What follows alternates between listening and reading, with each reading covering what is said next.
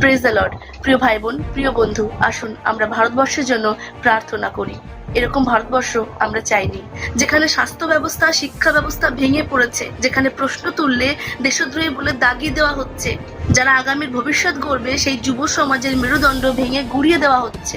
ধর্মকে হাতিয়ার বানিয়ে ৮০-৯০ কোটি হিন্দুর দেশে ৩৩ কোটি দেবতার ঘেরাটোপে যারা হিন্দু খাত্রেমে করে কিছু মানুষের মাথায় ধর্মান্ধতার ঘুণ পোকা ঢুকিয়ে দিয়েছে, সেই দেশের পরিকাঠামো তিলে তিলে ভঙ্গুর করে দিচ্ছে তারা। আসুন, আর যারা পথে নেমেছে, আওয়াজ তুলছে, প্রশ্ন করছে, মার খাচ্ছে, অনশন করছে, তাদের জন্য প্রার্থনা করি। আমরা প্রার্থনা করি সমগ্র ভারতবর্ষের জন্য। ঈশ্বর যেন প্রত্যেককে সুবিবেচনা, সুবুদ্ধি দেন।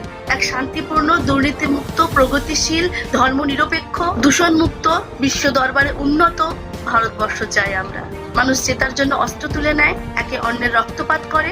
ঈশ্বর আমাদেরও এক অস্ত্র দিয়েছেন, যা চোখে দেখা যায় না, যা রক্তপাত ঘটায় না, প্রার্থনা। আসুন আমরা আমাদের দেশের জন্য, এক বৈচিত্র্যপূর্ণ, সুন্দর, আমাদের প্রিয় ভারতবর্ষের জন্য প্রার্থনা করি। Because prayer is the best weapon to win.